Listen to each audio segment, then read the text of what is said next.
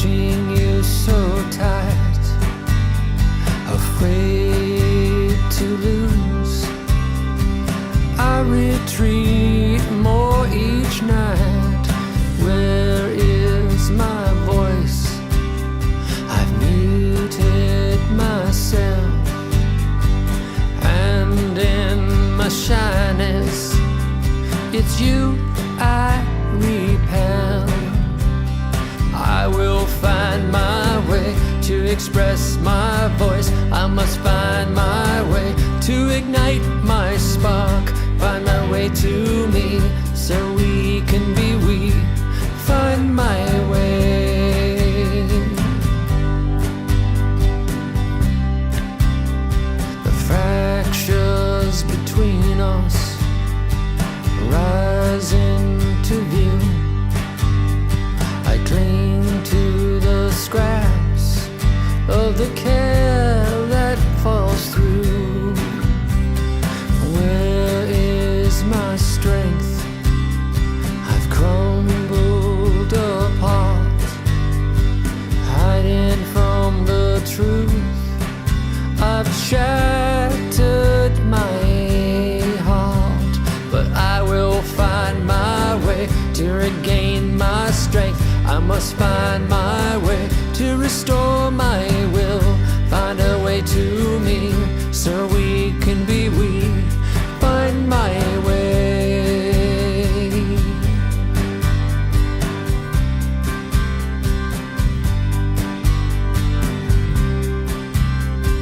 Here is this moment to take a chance, to go on alone or grow and advance.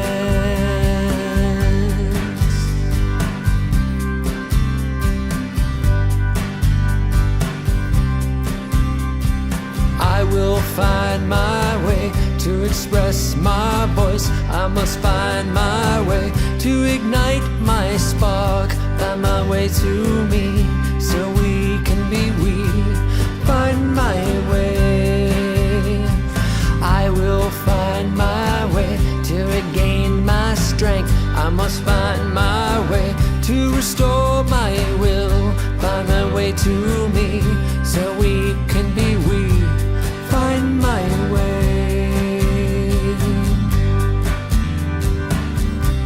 Find my way.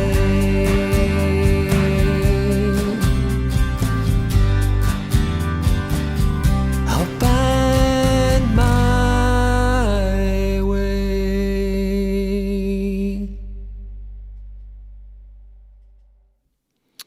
Hello, everybody. You have found your way to Sunday Live with me, Caleb. Hey, how's it going?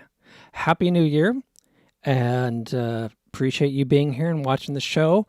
We have our whole new series that will go on through 2021. I've just mapped it out through December, so I'm committed. It's on Facebook.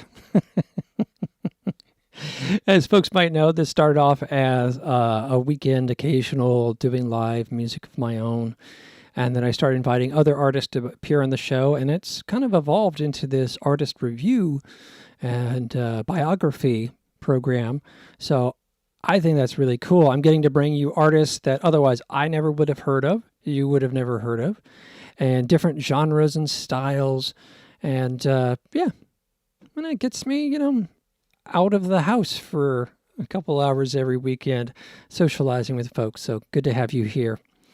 I think it's the gorilla in the room is, I hope everybody out there is safe and taking a deep, deep breath right now.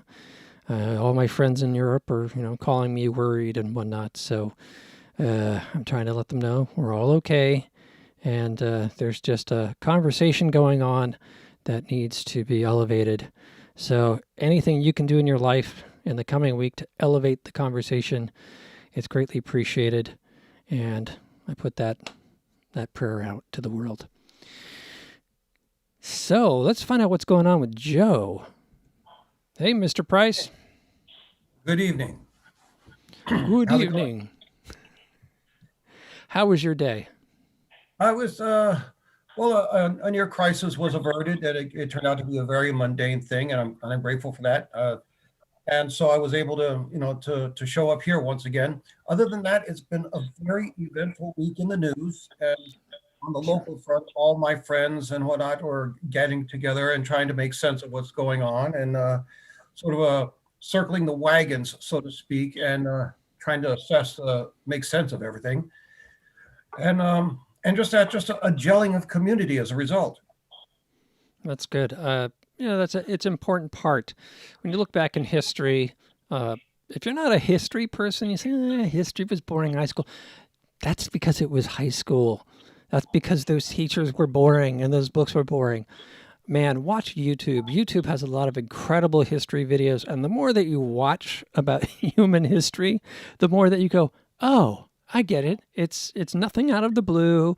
These cycles happen, and you just hope that as a peasant like myself, that the invading army just passes you by, and you can let the powers to be up here do what they're going to do and have their disagreements.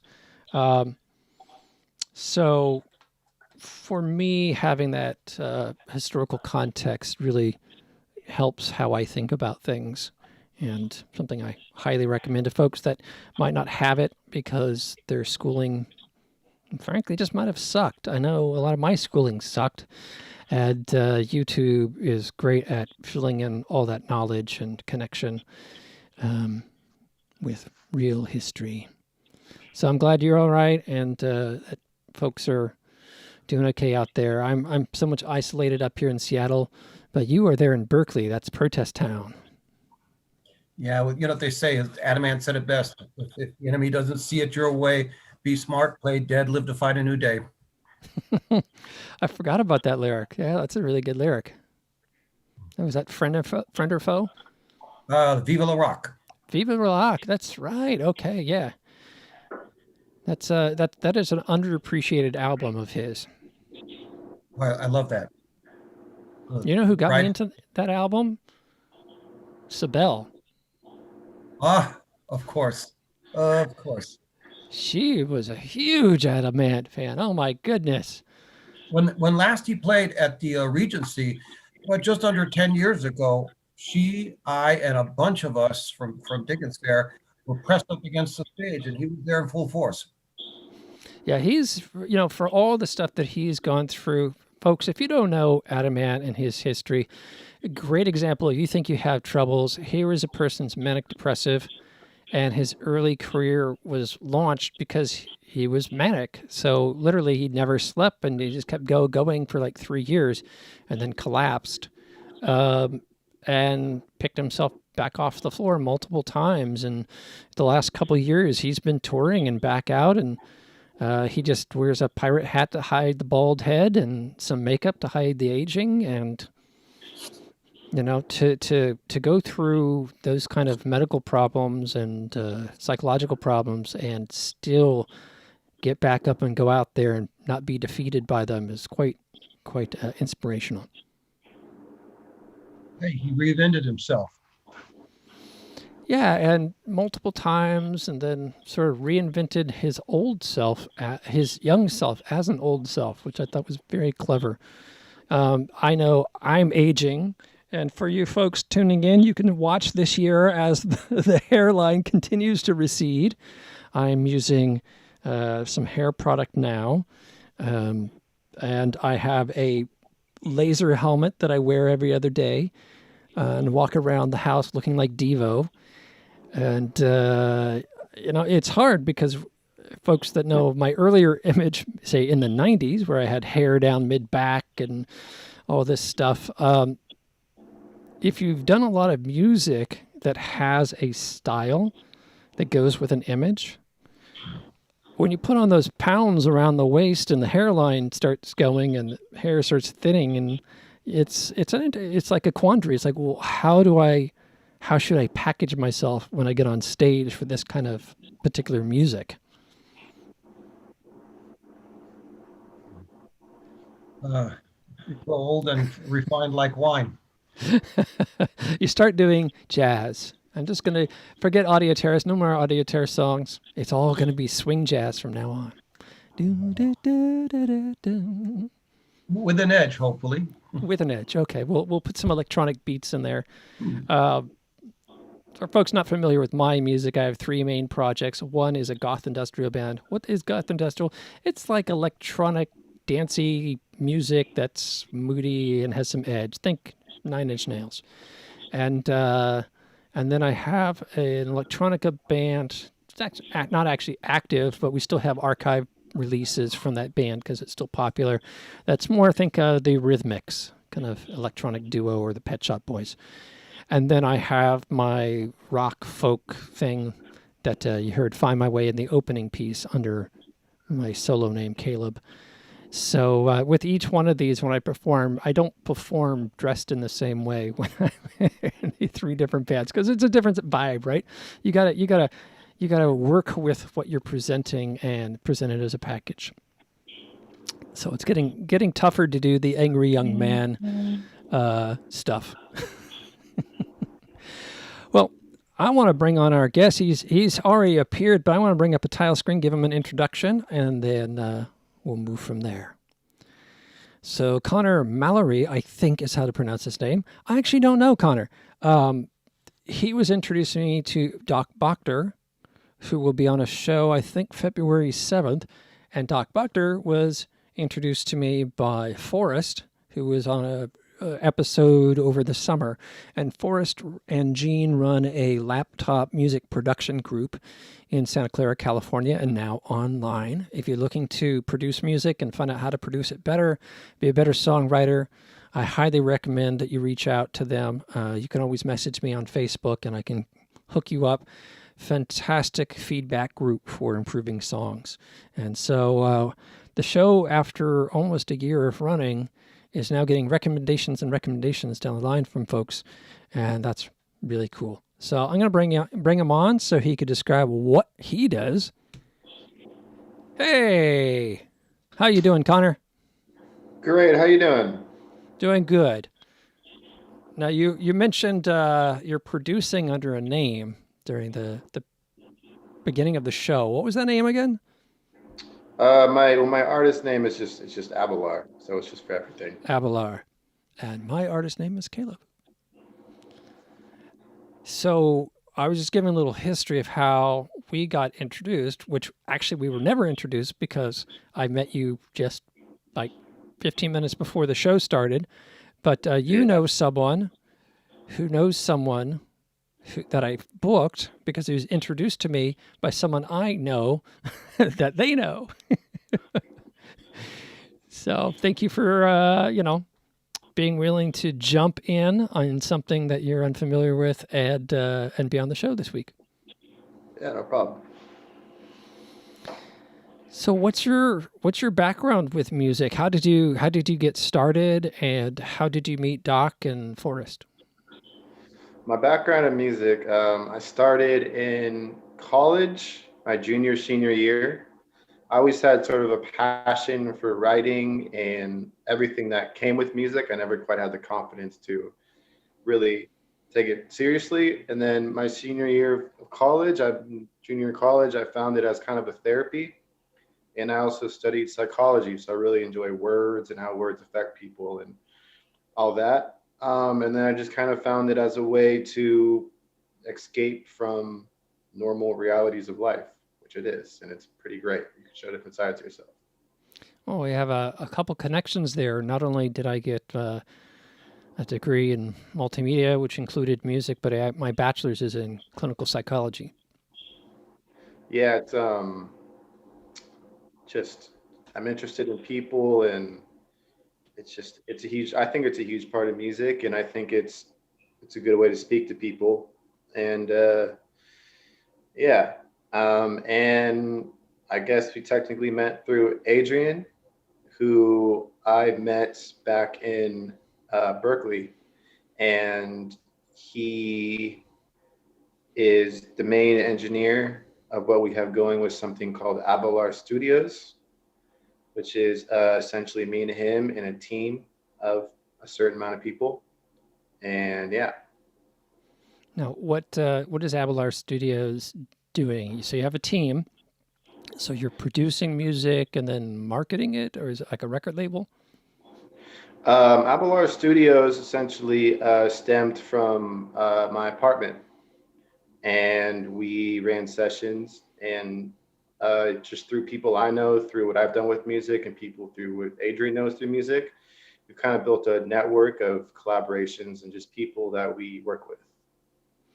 And do you see yourself primarily as a producer? I see myself mainly as a recording artist. I do produce and engineer out of necessity, and I've learned that I enjoy it, and it's become a fun thing. Very cool. I've learned I don't enjoy it after. It took me, let's see, 10, 20. Yeah, what? Let's see, 30 years to figure that out. And I prefer to compose and lyric write like you talking about, connection with folks, and on the more poetic end, get a good beat going, get some instruments going. And I was blessed a couple years ago by meeting my buddy Tim Lahane, which folks who've watched the show have heard a lot about Tim and seen episodes on Tim. And he started doing the production, and all of a sudden I realized just going there and someone go, oh, you need to notch the EQ at X frequency to let the bass through. And I realized I'd been doing that stuff for a long time because I had to, because I was producing myself. And then I got a producer, Tyrone, who was doing that for a time for me, for years, number of years. And then I met Tim, and we've been partnering in that way. And the less that I've done of that, the more I realize I never really, yeah. That sounds like you can do that. I mean, like my wife, it would drive me crazy when she would hear stuff playing da da da da da da da da da da. She's Yeah. like, and it goes insane in a minute.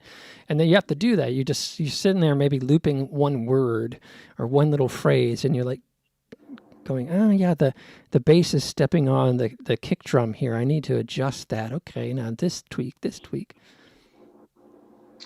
Yeah, that was certainly a struggle to start out, and then I guess any great song you kind of have to have the idea and then the motivation to finish a product, and takes two types of mindsets to do that. So it's important. And if you build a team and partnership around that, then you can each focus on your own strength. Yeah, you can make music at the rate that you expect to make music. If you do it by yourself, it's gonna be a lot more work. You might die out a little bit faster, for sure. Yeah, I used to. I think it was about I could get 4 songs out in a year on my own, and I remember friends that didn't make music. They'd be, why do you only get 4 songs out in a year? And it's like it's not the songwriting; it's that final production takes forever.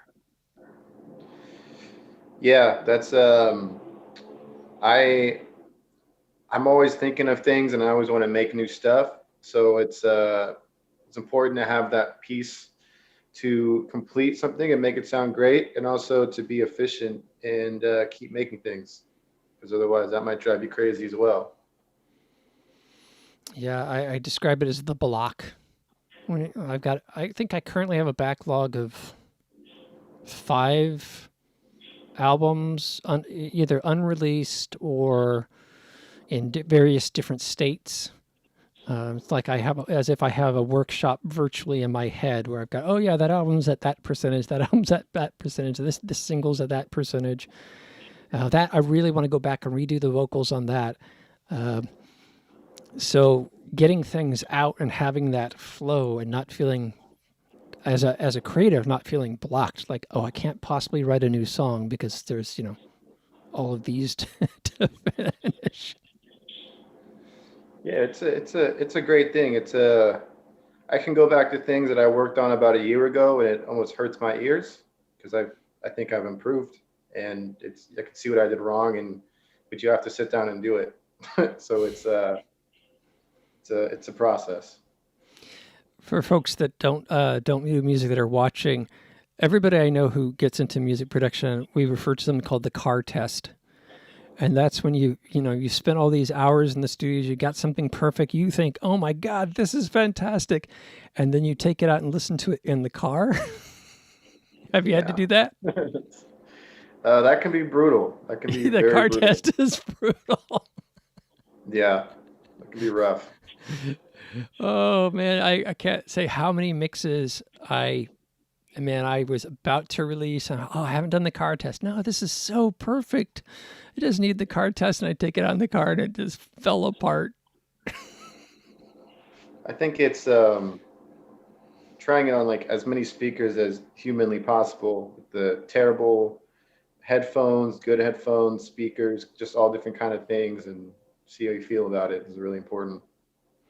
Yeah, it's good that you mentioned like the bad speakers. A lot of mix engineers and people in the industry are like, okay, we got to make it perfect quality, so everything's finely nuanced and dialed in.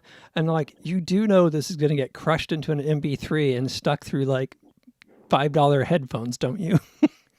Yeah, it's important. So it's like you said, you just got to listen on every single set of speakers and platforms that you think your customers might listen through, and find some balance point. Because I've had some mixes that I thought this song and the way it's mixed is exactly what I want, period. But it only played in my studio speakers and one other system. On everything else, it just did not work.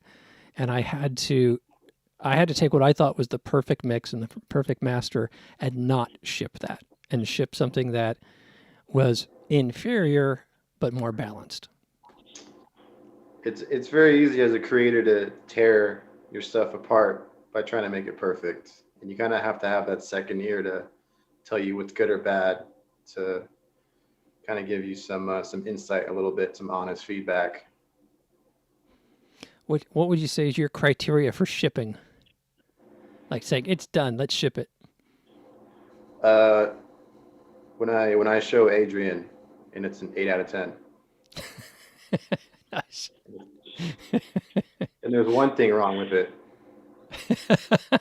Yeah, I've joked over the years that there's little one things that were bug me, and one little vocal bit that's wrong, or something that gets out, it gets released, and I want to go back and fix it. That I've now played this game with myself. No, everything I put the flaw in there, so I show my Yeah. humanity. It's creative flexibility, creative, whatever that's called. And I think back to some fans of certain artists that I said, oh, that album's really great, but that one track, they could have done the vocal better. And it's amazing how much fans will push back and say, I'm sure that's what the artist meant. And it's obvious as a production, like the artist was like, frick this song, I don't know what to do with it. Ship it, get it out of my face. And they slapped some vocal processor on it that kind of hid the problem. And they, put it on the album. But the fans believe the artist really intended that as a message or something. So I started thinking, why am I so hard on myself? The fan will come. That's the great thing about art in general, is you can have one meaning, but it means a million things to different people, and when you put it out, you can't control that, and that's it's powerful, and can also be very funny when you do that. Well, speaking of putting stuff out and showing folks work, we have a video here. I think this is called Smile. I will warn folks, if you have a sensitive ear to swear words, this is not your episode, and you probably should just listen to us talking about art and production and plug your ears during the songs. There are some mature themes. So I wanna say shout out to Zero Slaps for shooting this, and Highlight Flow for mixing it, and Melissa Mariah on Instagram for being involved in it. So, gotta be. I love that you gave the shout out and the cred there. Another thing I see quite often with, I don't know, sometimes artists and fans, is there's no sense of where this stuff comes from. It's like it just comes out of a machine and it gets a label. Yeah. And it has the artist's name on it. And no, there's a lot of people behind that put in a lot of work to make things happen as a team. Most music productions you hear is not so-and-so star, but it's usually a team of people. Yeah, I really appreciate that kind of stuff. And I'm fond of tangents, so I'll go on one brief tangent and then I will show the video, promise. Recently, I was talking with some folks and they're like, it's become common. Was it Adele or something like that? Her song had 100 co-writers. Wow. I'm like, what, did everybody write one word and one note? I mean, is there enough pieces to a song to have 100 splits? Yeah. So you can also take the collaboration thing too far, perhaps. All right. Well, I definitely write my own stuff, so that's important. Very cool. I like being able to say that, yeah, that's, I wrote that phrase, or this is what I was intending with that. It might become something else, but yeah, I can't imagine singing a song where we have so many co-writers, you don't really even know what it's about at a certain point. I don't know. I haven't heard the song. Maybe all those co-writers distilled it down into being a great, very direct piece. But anyhow, here is Smile.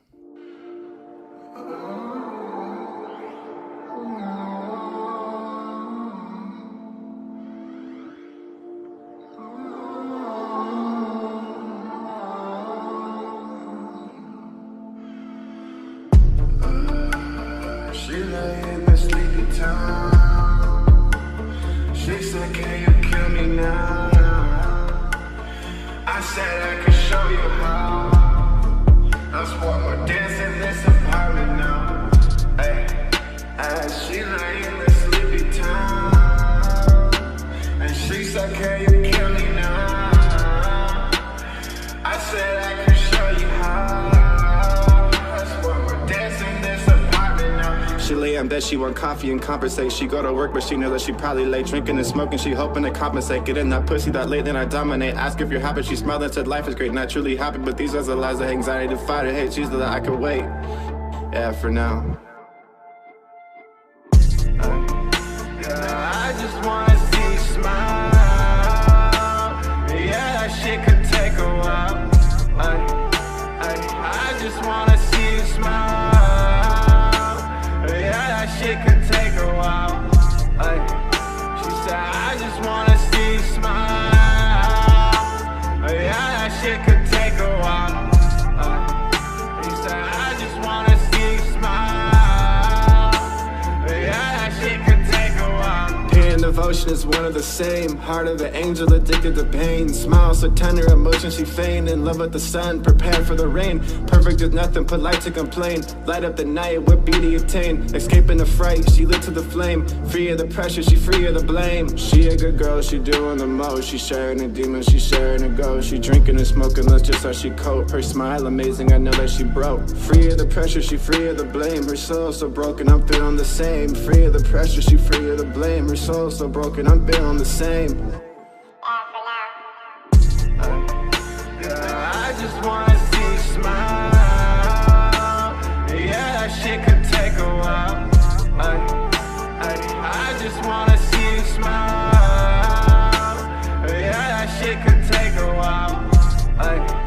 She said, I just wanna see you smile. Yeah, that shit could take a while. He said, I just wanna see you smile. Yeah, that shit could take a while.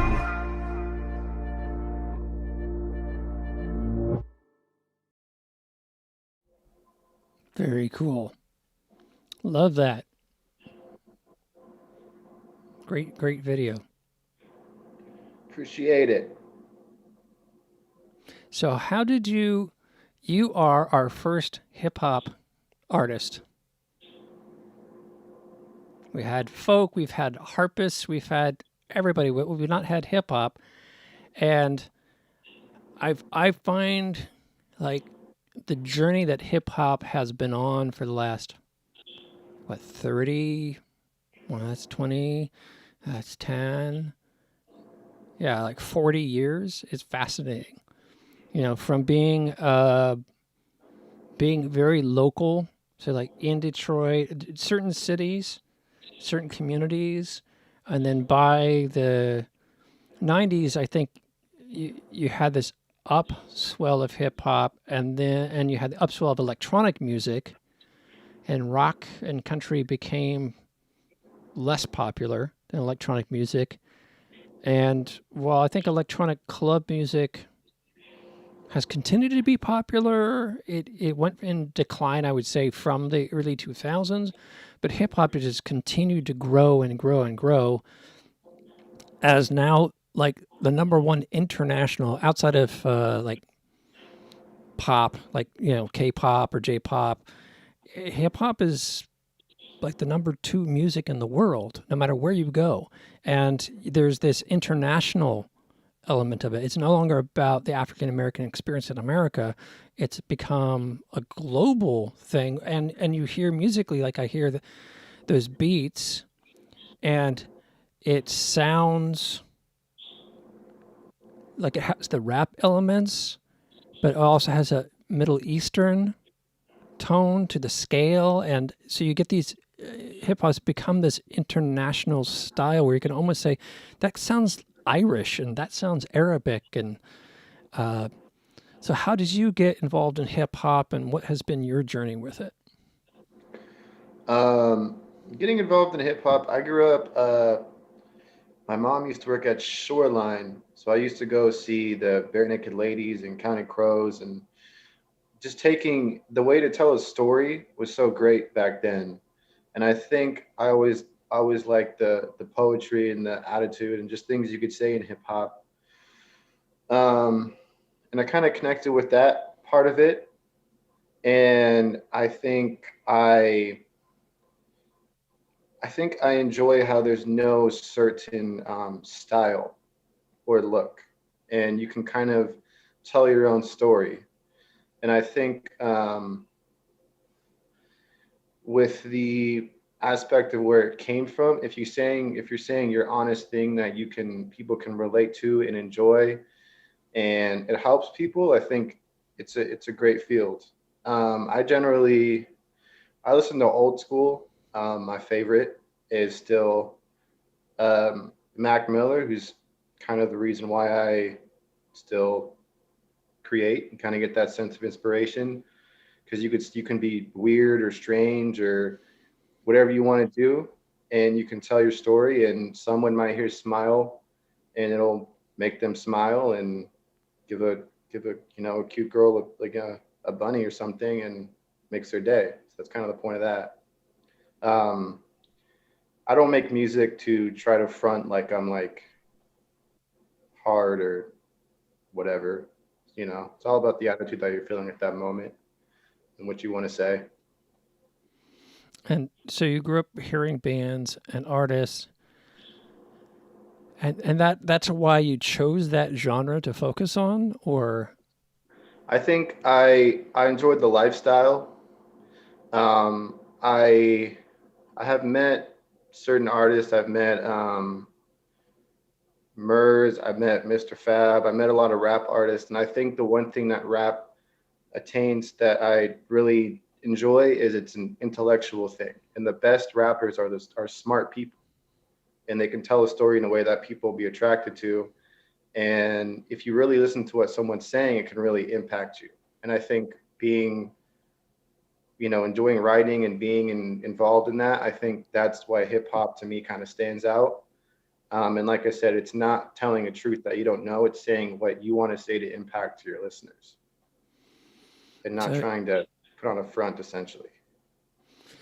and I've had friends who listen to electronic music like trance and whatnot, and I've asked them about their perceptions of pop music, and they said, "Well, I don't like listening to music that tells me what to think or how to Yeah, feel, or even tells me their story. I want to listen to music that is the soundtrack to my story." And I yeah, hadn't, I'm very much into pop, so I hadn't thought of it that way. I thought, well, pop music, that's what I listen to. And so these other forms of music are less familiar with me. So let me understand that. And that makes sense to me, right? You're no yeah. longer, you're not writing a song about a book you read. It's no, this is something I've experienced, and it's very direct. I think the initial thought of um, of rap, it comes from a struggle and everything, but I think it's what you want to say, and if you're honest about whatever you say, people relate to it in a certain type of way or anything. And I think it comes down to how you write it. It's almost just like poetry in a way. Poetry is exactly what I was thinking of. It's multi-leveled. You have a story and you have a message, and you deliver that with a sense of poetry along with the music. And it's in this last song, I liked the very dream-like, sort of like ambient chill, except with a distinct edge to it, and it hooked me, and it was fantastic. And then you had my attention, and then the lyrics take over, and then and it's brilliant. The idea behind that song was, I struggle with anxiety like everybody else, and artist anxiety is a very real thing, and I think should be an actual diagnosis, but another story. But that's about having a monotonous job. Like she cuts hair, she doesn't like cutting hair, looking for something to make her smile, and just like the smallest thing, like a bunny or someone just giving her like a gift, is how you can cure like depression or things like that. And I think a lot of what I do can stem from that too. And when you feel those type of things, it's important to say it in a healthy way.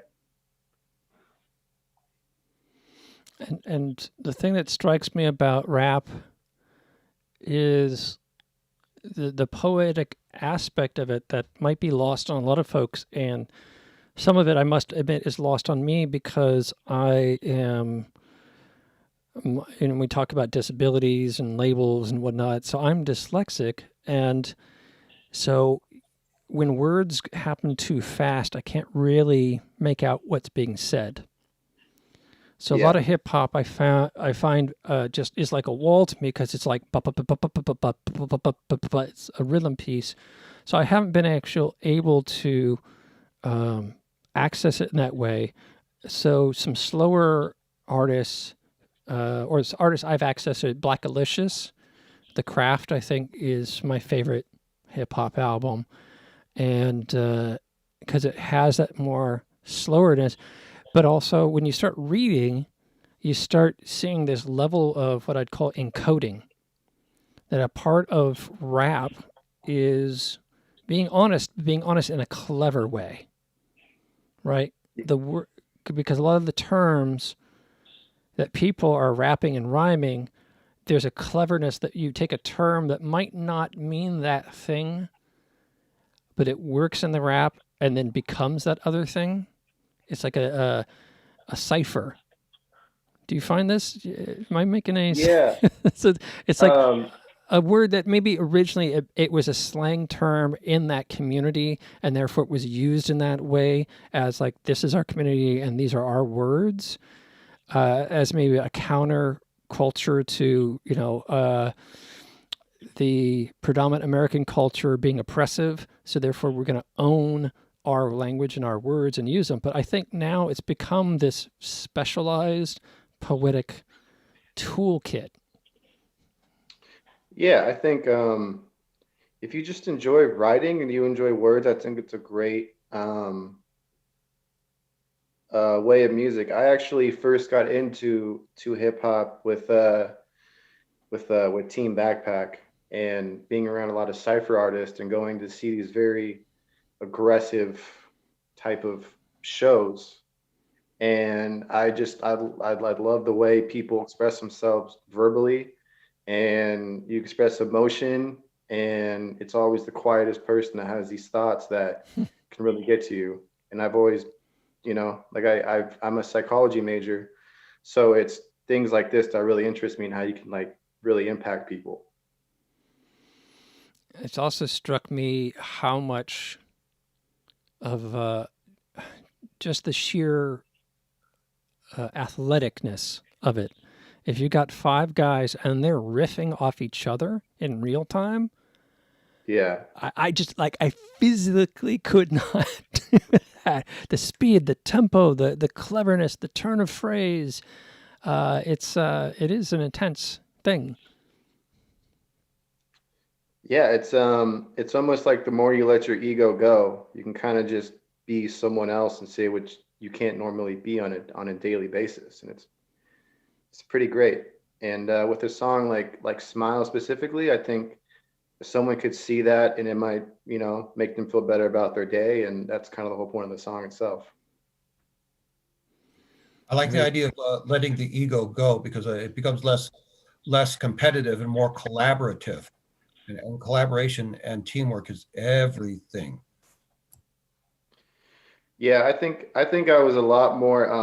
I'm still competitive in that I want to make great music and everything, but I'm less stubborn in the creative aspect of working with people and knowing what I don't know and what I do know and what I can efficiently do and all that kind of stuff. And I think that's how you get good music out.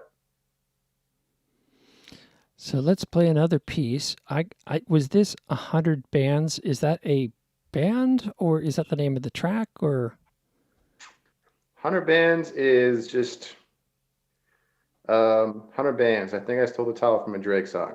That's the name of the video. Yeah. Okay. That was this whole video is meant to essentially be a acid trip, so it's pretty weird. All right. So here's 100 Bands.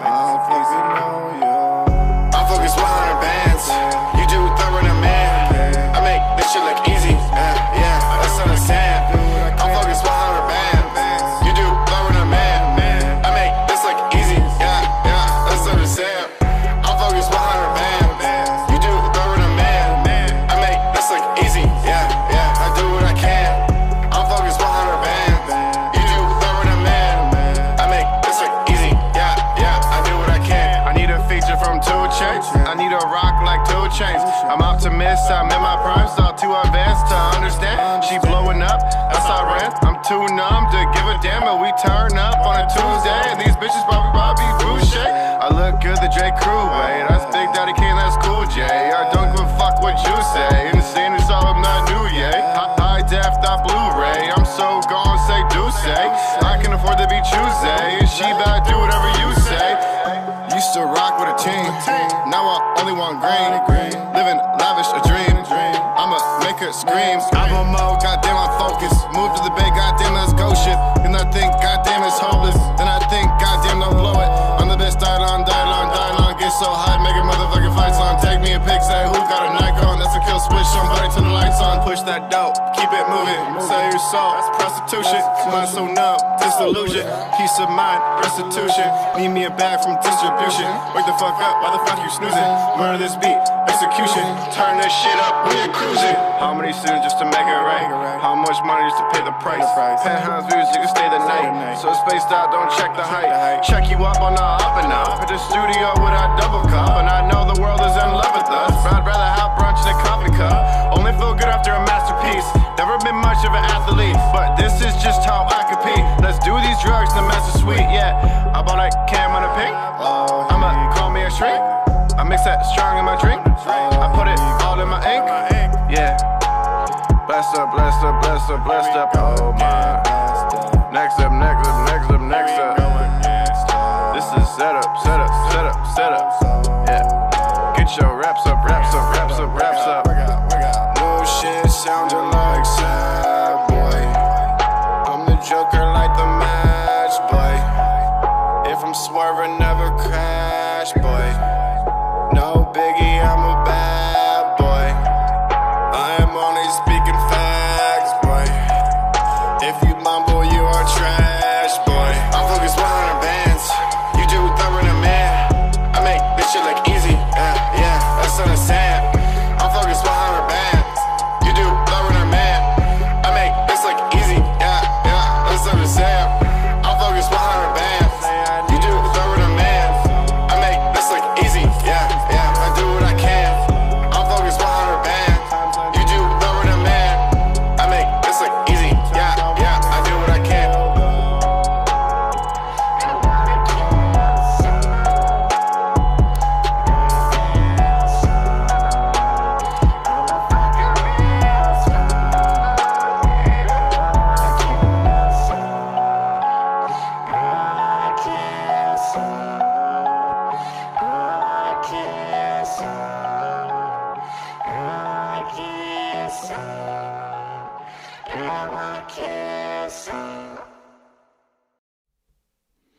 It was 100 bands.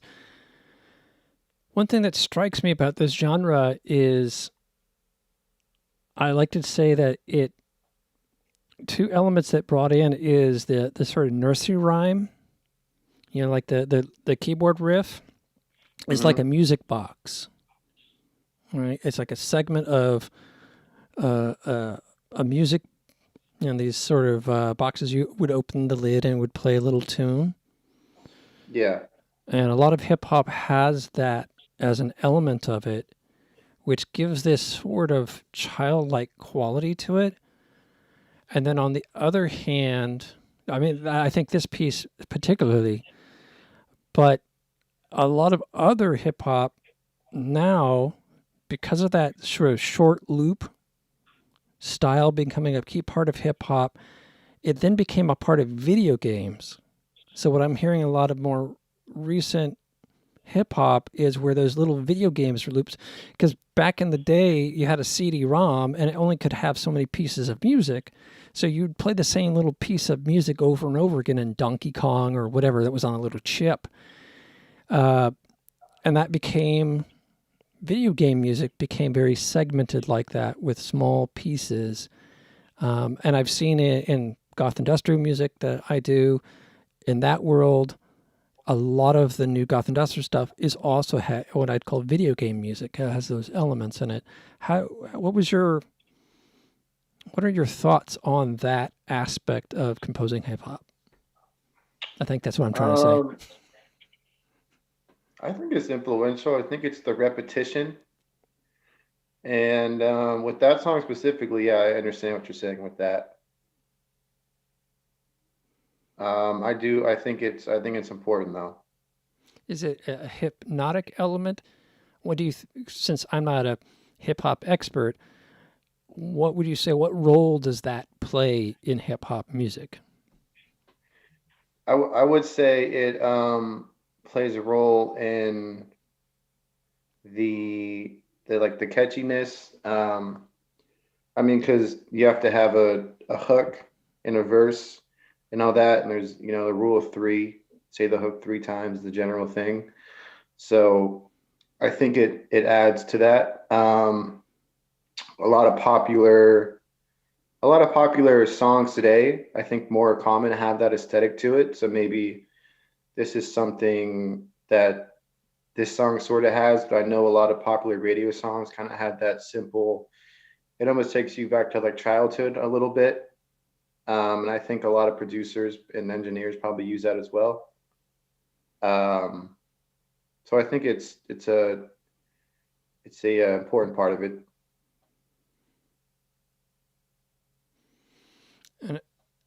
And as you've been talking about, I've been thinking back, since a lot of hip hop originally came out of communities that didn't have access to much technology. We were talking during the pre-roll what my background is, and I said I got started because I was a working class kid. I couldn't afford anything. If I washed someone's car, that was like 75 cents. Maybe mow their lawn for a couple bucks. So I wasn't about to go out and buy albums and whatnot. So I would get maybe a blank cassette, or someone to give me a blank cassette, or I might find broken cassettes in the gutter, and I would take them apart and splice the tape and splice it back together. And it'd be chunks of different albums that I got introduced to, and might be like 2.5 songs before it went to a different album. And so this idea of slicing little snippets of things, to me, I feel a connection to. Yeah, I think the absolute randomness kind of creates an organization in a way within that. If you're a great artist and you have an open mind for however you can create something, I think that makes a song even better. Because I think something that's so structured, I think, isn't as good. Almost like organized chaos kind of makes amazing music. Like that organized chaos. That's actually what in '84, when I coined the phrase audio tourist for my main band, that's what I kind of meant about it. It was that sort of collecting stuff like these cassette tapes, or I was struggling with dyslexia to learn the piano, so I might bang on the piano instead, or pluck the strings inside, or spin a record backwards, and take all that sort of whatever chaos was available to me and try to synthesize it into something. Yeah, I think you can create a structure and a formula, but I think there's always going to be 10% that can be organized chaos or whatever you do with it, that you're going to have this structure of a song, but you throw these elements in and it makes it just so much better and more original. There is that classic trap of when you get a song that's perfect. And you're like, it's so perfect, I don't want to touch it, I don't want to mess with it. And then you play it for people and they go, because it's become sterile. Yeah, that was a common issue when I first got into engineering and trying out new things. I tried different effects, and a comment I got was, "It sounds like it sounds too perfect." I couldn't quite figure out what that was, and I listened to it, and I was like, "It doesn't sound like me. It sounds something different." Well, that's How low fidelity became a fad in early 2000s. I think there was a trend toward low fidelity, sort of like a imperfection being perfection. It gave an edge to the music that wasn't so sanitized. It made it more human. Yeah. especially with the technology we have today, where you can perfect it to the nines, make the music perfectly on. Now, I happen to be fond of a lot of metronomic kind of music, my electronic side from Kraftwerk and Laurie Anderson and all of that. But I definitely can hear that what makes the songs that are big in that genre is always when there's some human element. Yeah, that's really important. I think we live our day-to-day life and we're so structured, and that you have to have the element of spontaneity, especially in drawing, painting, art, music, whatever. And I think if you don't allow yourself to do that, then you're just going through the motions, especially if you want the freedom to create something cool. Otherwise, why would you make music? Just go to the day job, come home, watch TV, go to sleep. Exactly. And then you could follow a formula, the exact same thing, especially creatively. But is it creative? Kind of a Groundhog Day. Yeah, that's the reason I think I have the ambition to create music, is because it allows for that. And you could say one thing and it means a million different things, different people. You could paint a picture and it could be realistic or abstract or whatever you want to do with it. But you allow people that freedom to make their own assumptions. So, how do you feel? Where do you draw that line on being prescriptive in what you're doing versus letting the listener interpret? Well, when I make a song, I think my ultimate goal is to surprise myself, because I think if you surprise yourself with your own work, then whoever's going to listen to it, they're going to be surprised as well. Because it has to be good and everything, obviously. But if you listen to it and you're like, wow, that was cool, that was different, then someone else is going to have the exact same reaction, because they don't know who you are, and they're going to hear it with honest ears, essentially. And sorry, can you repeat your question again? Oh no, really, that line between being prescriptive, like writing a song. I was walking down the street one day and I saw a dog and he sat down, and then I took a piece of my sandwich and handed it to the dog. The end, right? There's no interpretation to that other than, why are you saying this to me? I think Versus skies are pink and blue, the hound was baying at you. I think generally we all have these thoughts in our head that we want to get out, and if you make something that hits that thought and you feel good about it, then I think that's worth saying and worth putting down. It could be, you could be doing your laundry you know, it could be the most boring thing ever, or you could be doing something crazy. It doesn't, if you think that makes a difference to you, and someone else would be like, wow, that's, you know, that's cool. Then you do it. I don't think it has to be. I think people can relate to the simplest things, and I think that's why music is so great. Yeah, I'm there Yeah, the with you. simplest things can be presented in a different context. Riding a bicycle down a quiet neighborhood street wouldn't be anything except maybe in a rainstorm at 3 in the morning, and all you have are the street lights guiding you home. That can add a different perspective to what would otherwise be a mundane activity. Yeah, The and yeah, and I think something like that could be special because people always have different perspectives and backgrounds and life histories and all that. So something boring to you could be interesting to someone else. And I think as an artist, that's really important to realize is you think a certain way and not everyone thinks the same way you do. And a normal thought to me could be ludicrous to someone else, and that's amazing. That's why you make art and surprise people. You see something regular, but you see it through a different lens, and it becomes brilliant again. You find beauty in the mundane that way. Yeah. Well, that leads us to the top of the hour at 6 o'clock. It is time for our Mystic Moment of the Week, and then we will be back for more interview. Thank you for tuning in to Sunday Live this week. This week's challenge to listeners is to explore.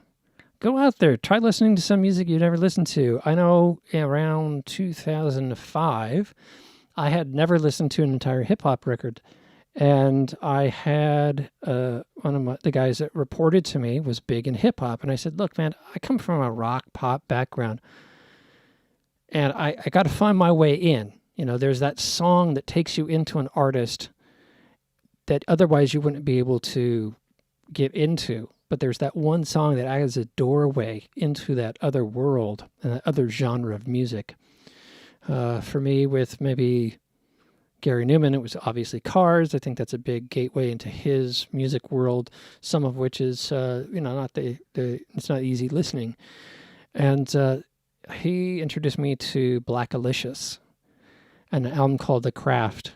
And it was really spoke truth to the artist and the role of the artist in the world and the connection you make with people and with the universe through that craft and that idea of being a vessel. And I had an experience a couple of years after that.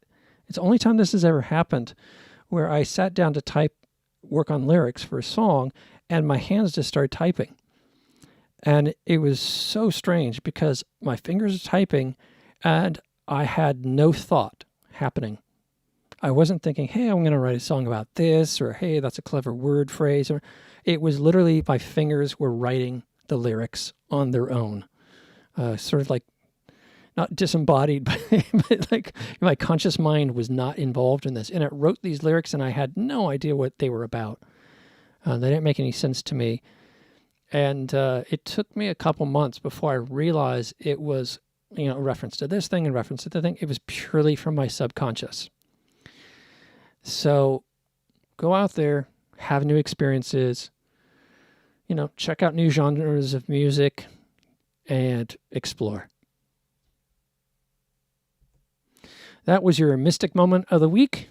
And we are going to go into After Party with our guest today and show a video clip and a couple other songs audio only, and then we'll talk about it further.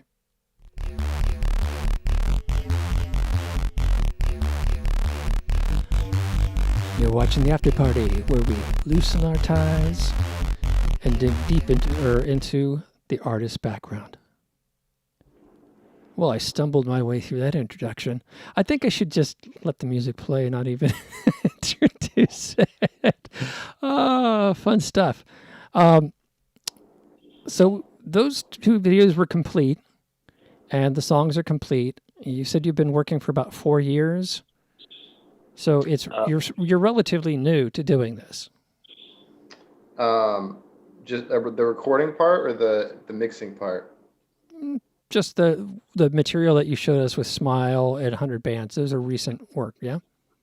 Yeah, those are semi-recent. I think over the last couple years, I've kind of got out of my own head and realized what I have to do to make videos and get my message across what I want to do. So that's, I guess, taking it more seriously, I guess.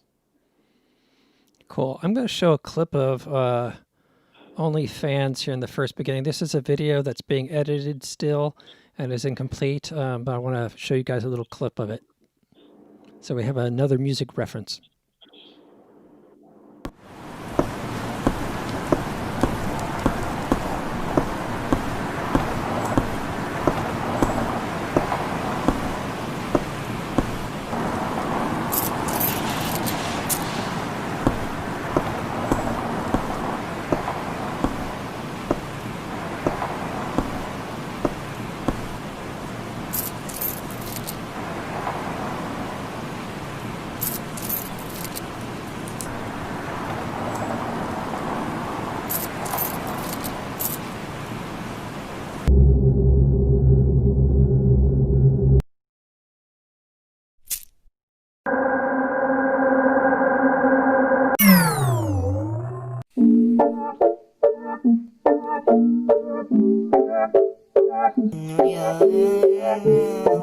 I got this liquor in my sister. I got this liquor in my sister.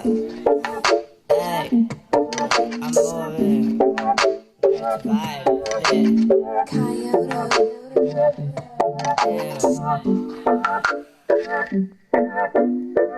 I disconnect, I walk with no one apart. And they said music is a game, like it's Mario Kart. Shit, the world falling over, yeah, it's falling apart.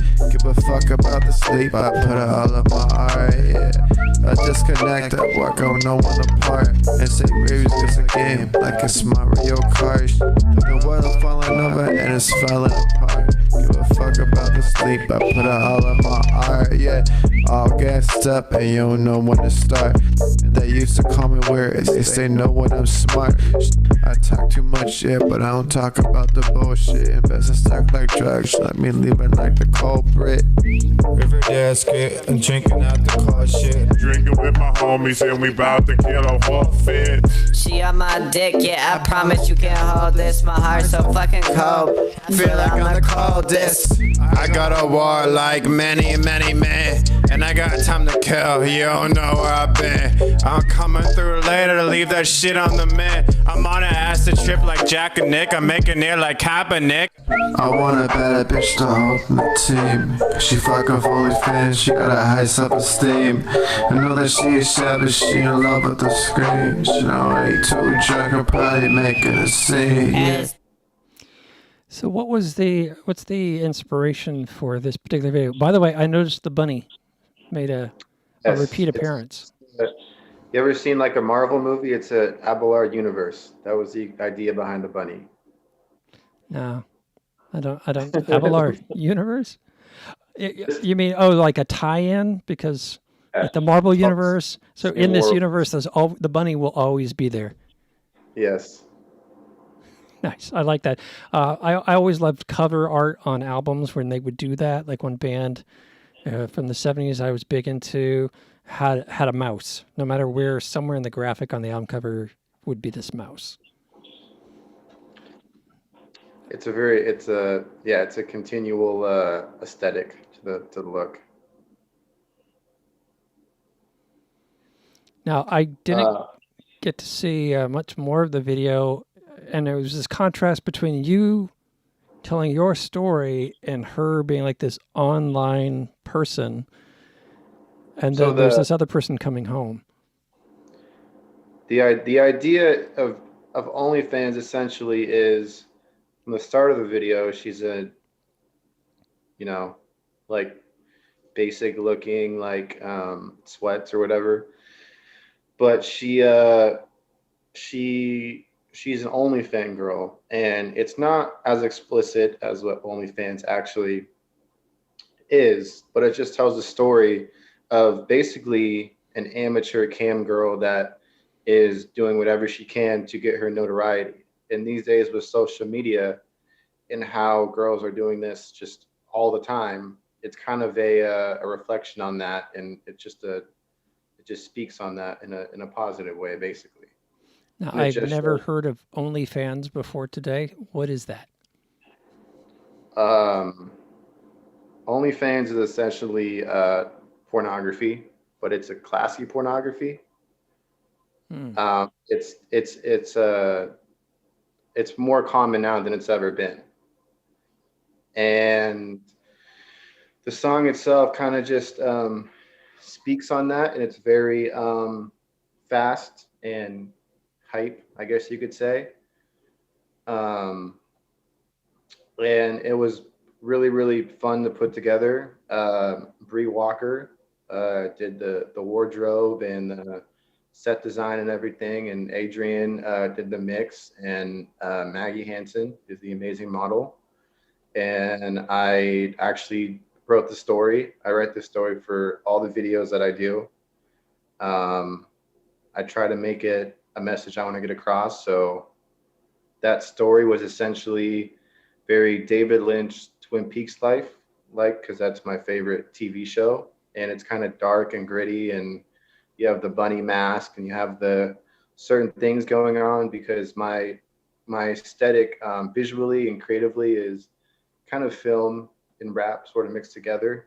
And basically, I think Twin Peaks is the greatest thing ever. And it's kind of that dreamlike state. And I think that video kind of comes across with a great song, and you kind of get that like dreamlike kind of spooky, creepy aesthetic with it too that people find interesting.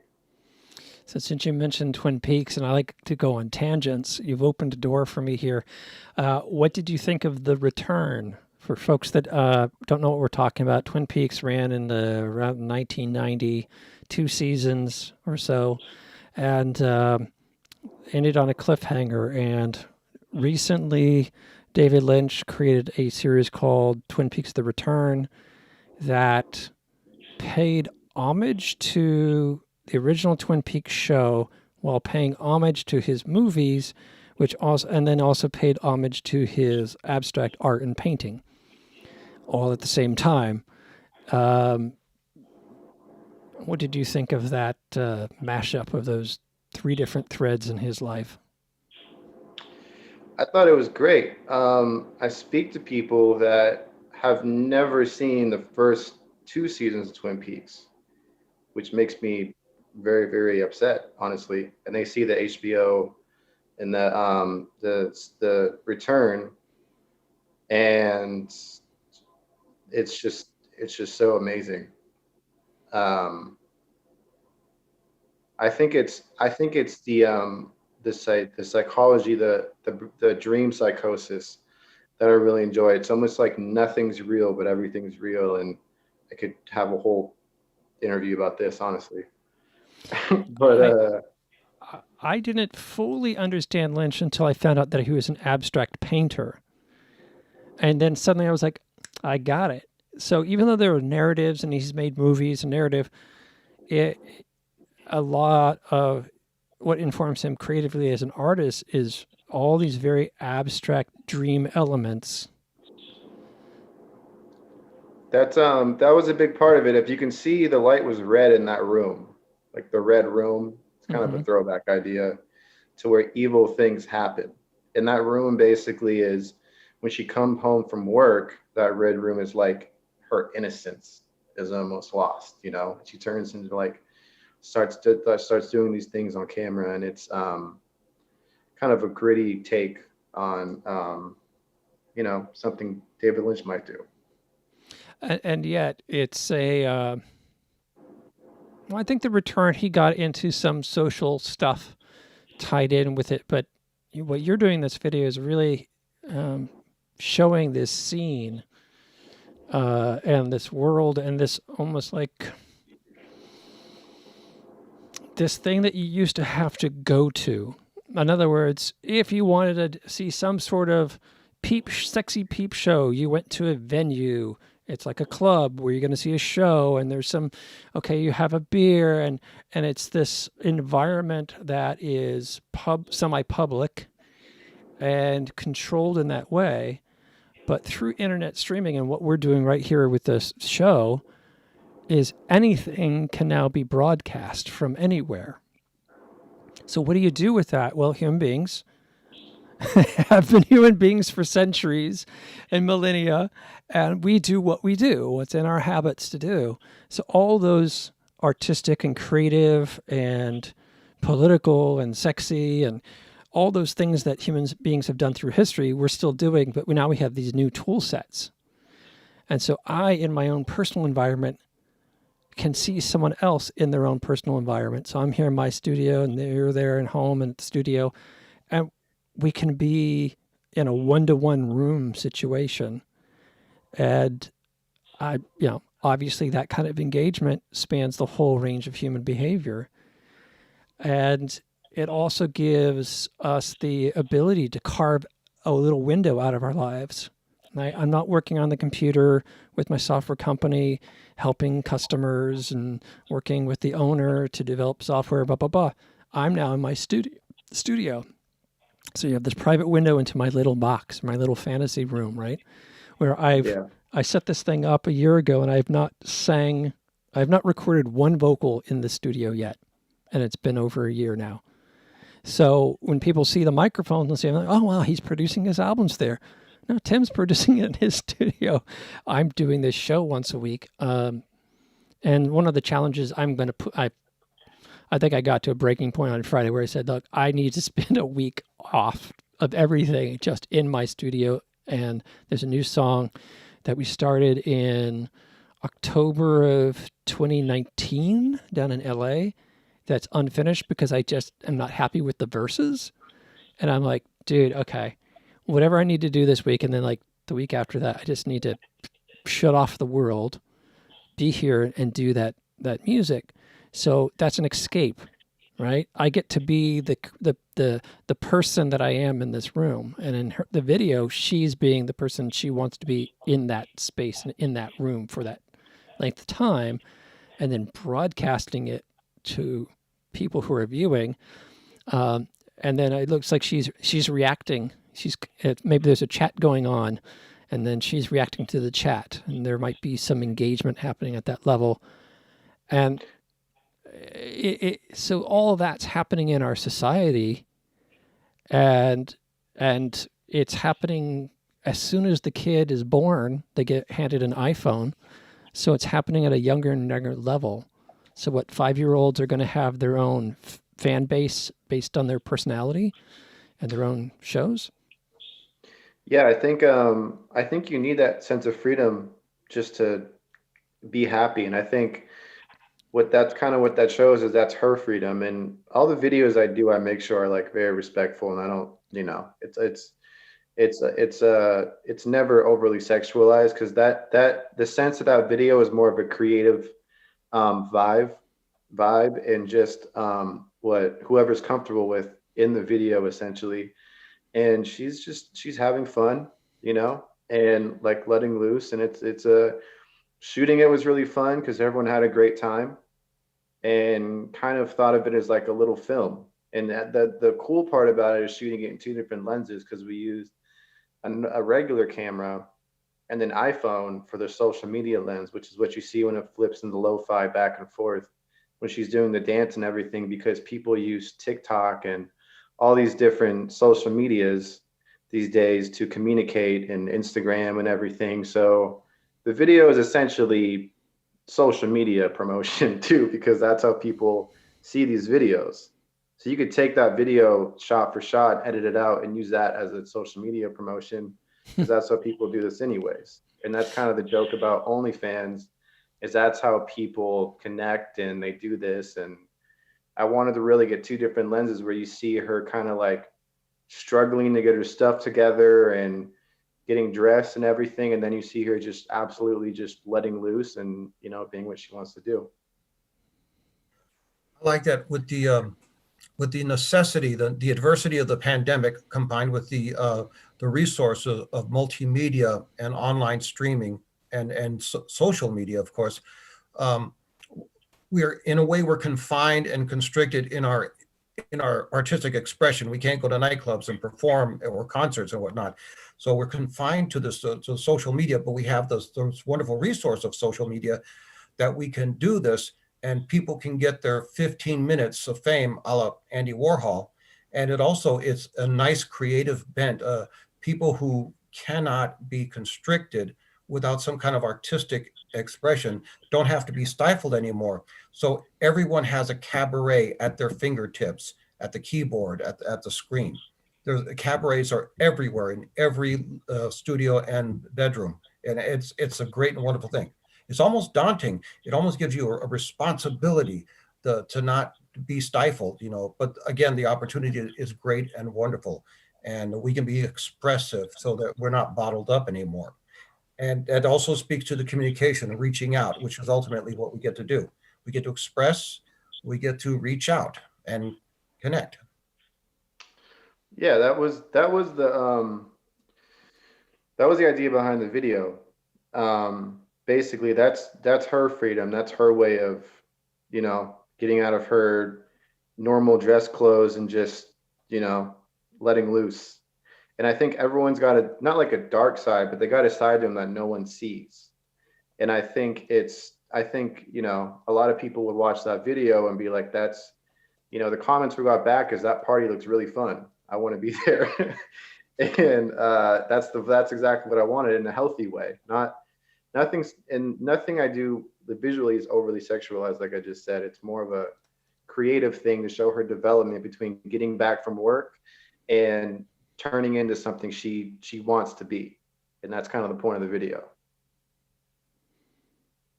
I like that you have that positive intent, which is however the technology can be used, you've portrayed it in a positive light. Like a lot of people will present new technology as if it's a demon or if it's a bad, evil thing. And I really like how you're presenting in a positive light, where here's someone it's gone the day, the boss is a prick, and it's time to come home and decompress from whatever's been going on and just have fun and be fun and be you're not the self that you have to be at work, which is a confined role, but to just be yourself and enjoy that and then share that with others. Yeah. I have a couple songs lined up here, Genesis and Good Girl.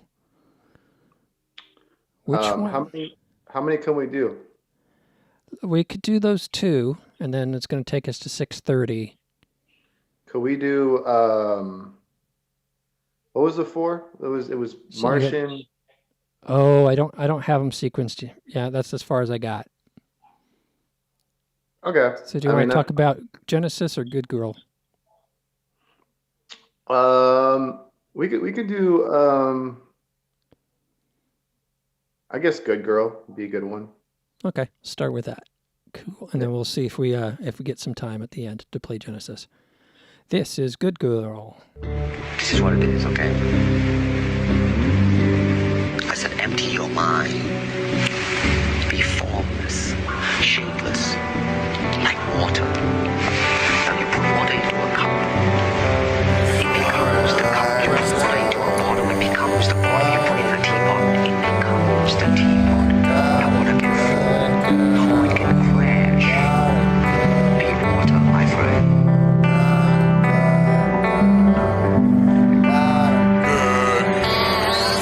Got a girl and she treat me like a big deal. On most days I wonder if this shit real. I can tell the future like a Miss Cleo. Long gold rims riding on a big wheel. I got a girl and she treat me like a big deal. Most days I wonder if this shit real. I can tell the future like a Miss Cleo. Long gold rims riding on a big wheel. Some days I don't wake up.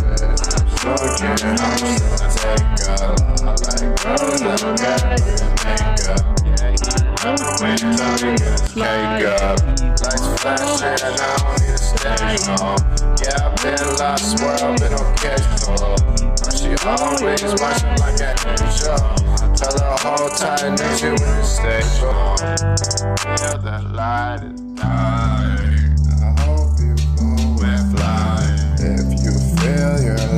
is dying.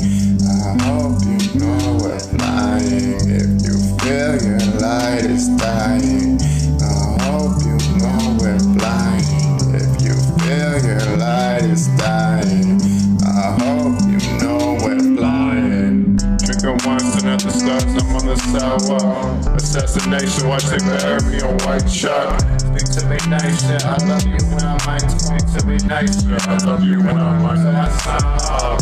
There's no love inside the home. That's some real shit. If you're drinking all alone, I don't feel shit. I'm on the journey all alone, what I deal with. And I say it in the bed, I hit it real quick.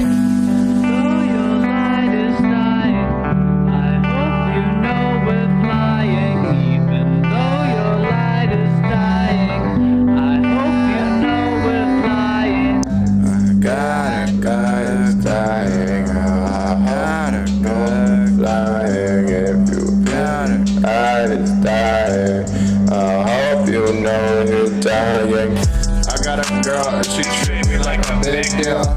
On both states, I wonder if this shit real. I can tell the future like I'm basically I'm going riding on a big wheel. Going to treat me like a big deal. And most days I wonder if this shit real. I can tell the future like I'm basically one go rich riding on a big wheel. It's alright, I know you won't say the shit I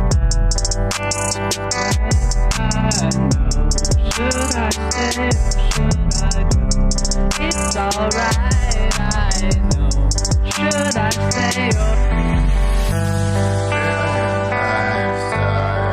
It's alright, I know.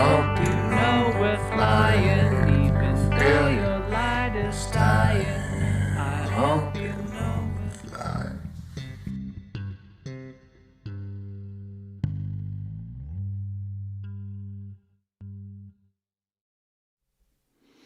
I found that track particularly interesting because it had the hip hop element and it had a Rolling Stones or Velvet Underground aspect. You know, very late '60s experimental rock, Yeah. and it stood out from the other tracks because it had these multiple elements, what I would call kind of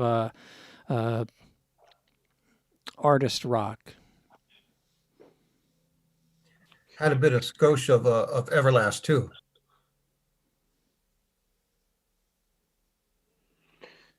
Yeah, that's that was sort of my intent for sure. And I loved the snare. Oh, well, snare, or I guess it's really yeah, maybe it's a hi-hat, you know, could be seen as a closed hi-hat. And the song really captures that dreamlike quality that you were talking about before. I just imagined, like, you know, some friends sitting around at a house in college or in a painter artist community having beers on a, you know, Friday night and hanging out. Yeah, that was sort of my vision. It's the idea of having a good girl, someone that loves you, you know, having insecurities, and just that feeling of like warmth and everything that comes with it. Um, and just expressing that. One thing I'm getting about of all the music here, the music, the videos, the productivity here, a wonderful byproduct of sorts. It's a really it harkens as it's a call to responsibility to create, and I'm feeling that it's challenging me to create, to be more creative, because we have the resources, so we have no excuse, and it's the challenge I may have to meet in my own way as best possible. So it's very stirring and it's very inspiring. It's inspiring me out of my complacency. So this is an interesting episode here because of you and your music. And that's a great and wonderful thing. It's jump starting my creative flow. I appreciate that. That means a lot. It certainly is reinforcing that I need to get back in the studio and creating too. Let's go ahead and if you got an extra moment, let's fit Genesis in here and talk about it too, because I think it gives another angle to your music. What I like to do on the show is if any two pieces sound too much alike, I'll pick one of them to try to mix it up for the audience so they can see all the sides of the artist and get like a full spectrum. And I feel like Genesis adds another layer too. So I'm going to play that now.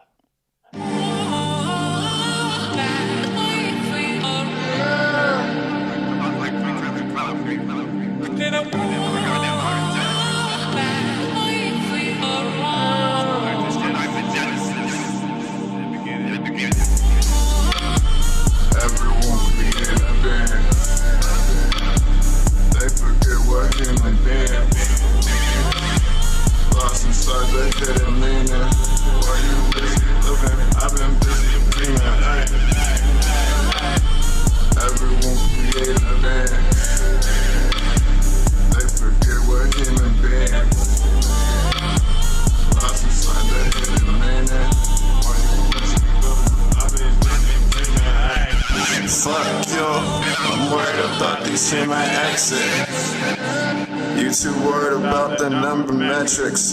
Got a woman that I know I'm blessed with. I'm drowning in anxiety that I'm so entrenched with. Ay. All these bottles that I know I shouldn't mess with. Yeah, you got some money, but I swear I'm not impressed, bitch. She my queen, my love, my drug, I'm so obsessed with a peace of mind with more than life, but right now I am reckless. I'm sick of bad advice that keep me up, that's Gladys. Now you smoking good shit past the light. You doing drugs, you a master, right? Politicians act contrite, premonitions take a flight. The people always act polite. I won't do it, yeah, I might. I hear the beauty in the silence of meditation. Close my eyes, vibrations turning violent. I picture waves like crashes, so you give me love, can't answer more. I'm always sad, that's bad decor. I'm out my mind, yeah, that's for sure. I teleport way past the floor. Insecure, don't last no more. Imagine life, imagine more. I'll give you what you never had before. Drawing pictures of life in the car. This whiskey leave me on the floor. I'm very hot, at night shift dark.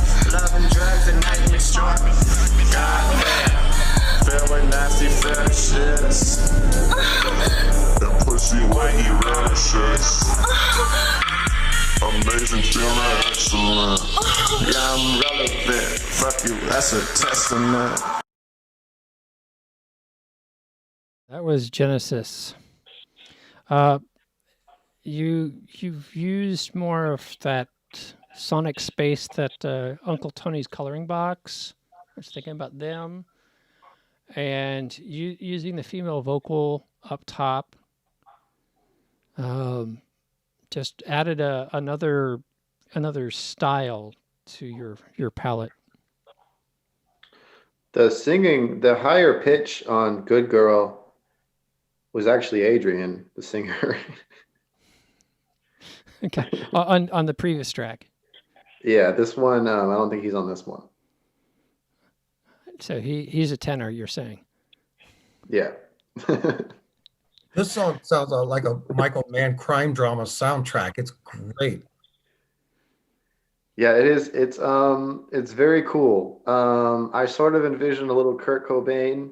Not that I'm that depressed, but I kind of got this idea that, like, you know, when you're absent, where do you go? You know, I don't know. It's you take it back to the beginning of these insecurities you might have, and you really dissect it and see what happens.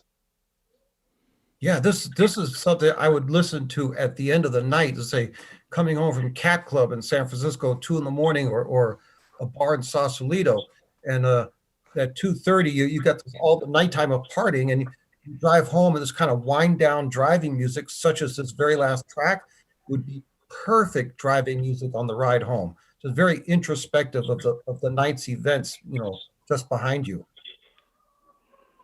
Yeah, it's definitely one of my favorites. And what's so great about I think these two and the album is called Manic Pixie Dream Girl, and it's like this idea of finding this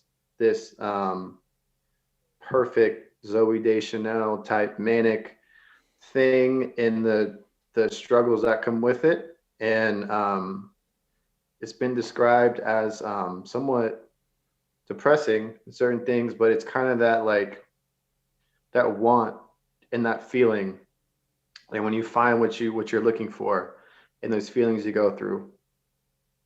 That elusive standard.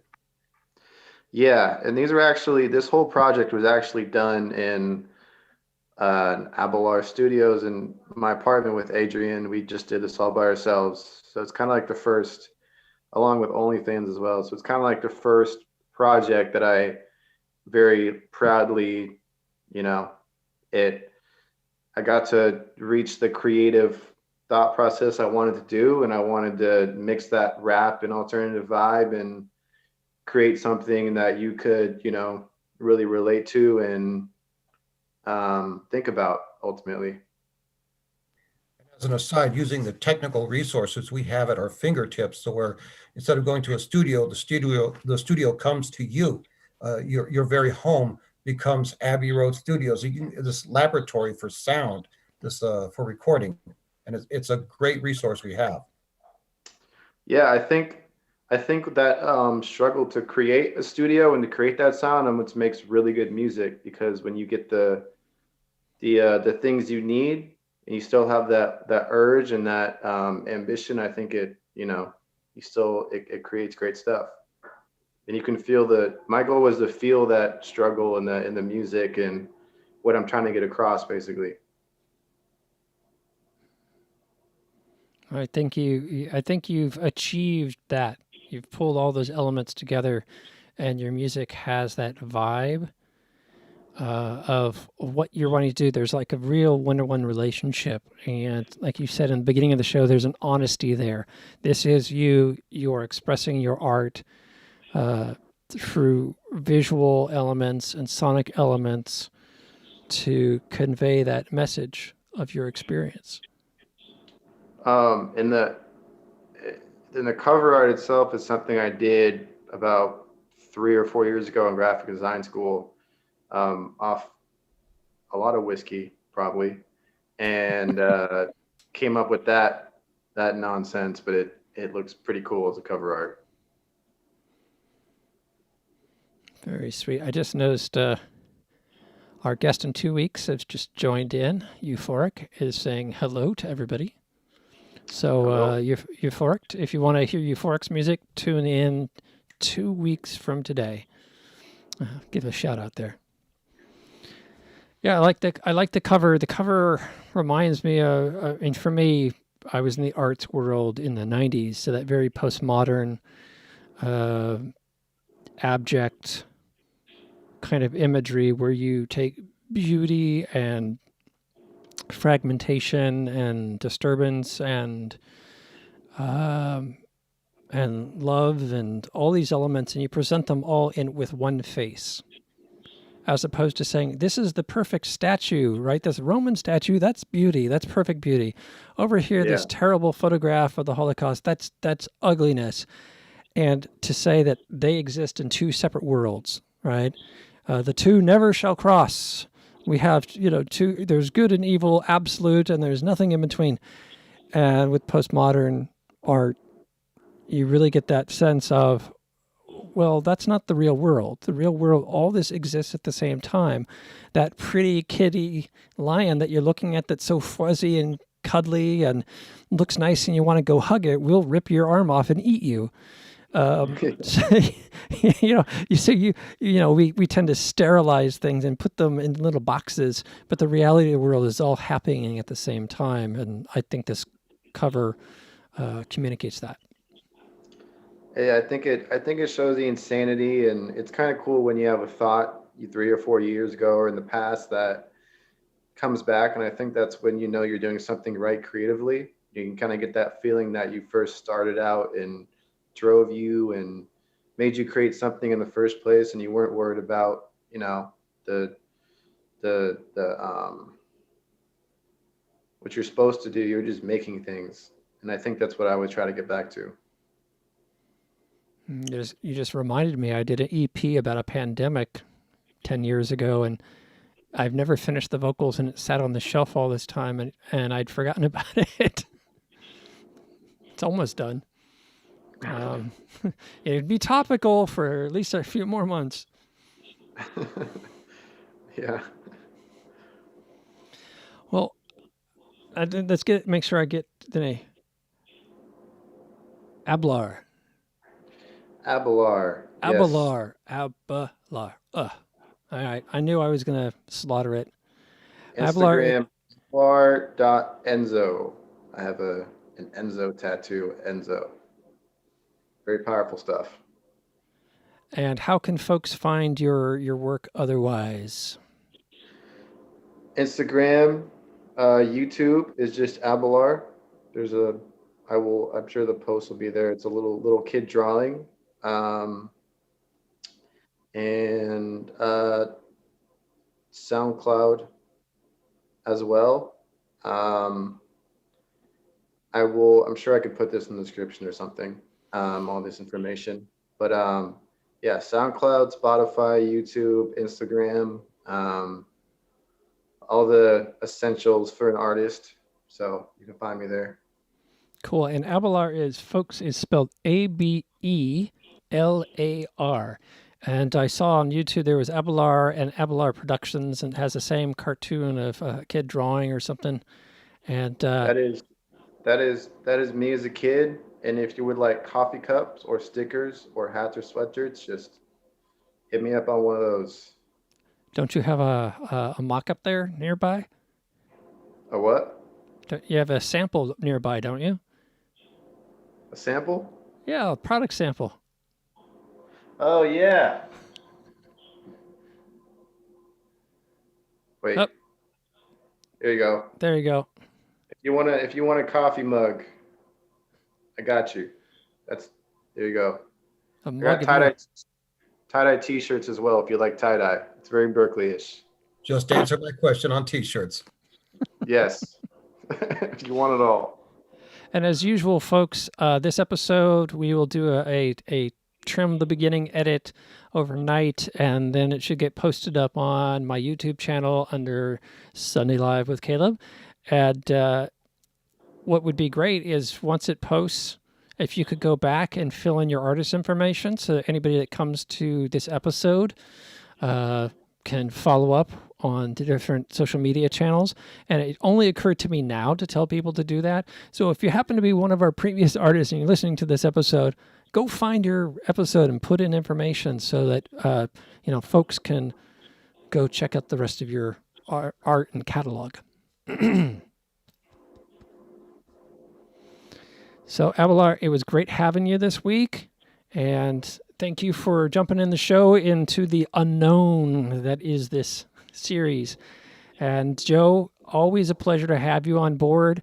Every week, Joe comes up with some key phrase that he says that I think is the T-shirt of the week. And this week it was, everyone has a cabaret at their fingertips. That is the Abelar episode T-shirt. I appreciate it, and I will be back soon if you invite me. Yes, all right, man. We love the local talent, that local flavor that makes good, that does well. Local represent, and thank you. I appreciate it. Have a great night. Good night. Good day. You too. Ciao. Have a good one. Take care out there. Bye. Bye.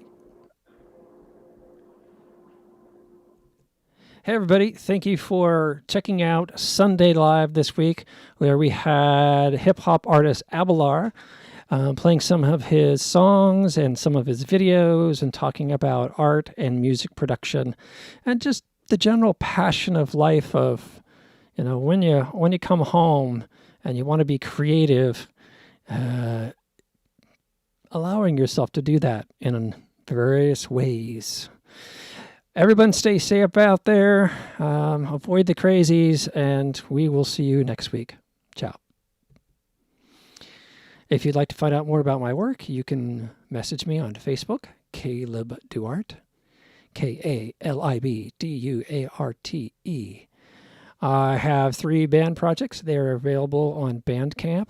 That is obviously caleb.bandcamp.com, audioterrorist.bandcamp.com, and Cubleu, bandcamp.com. See if you can pronounce that. Cubleu. 2 French words that are not very easy for Americans to pronounce. Anyhow, we also have 3 YouTube channels with music videos for all projects. The Caleb project was kind of like a folk rock art thing. Audio Terrace, it's kind of like dark goth industrial, but with a soft side. And Queer Blue, which is sexy electronic duo. All right, folks, enjoy, and thank you again.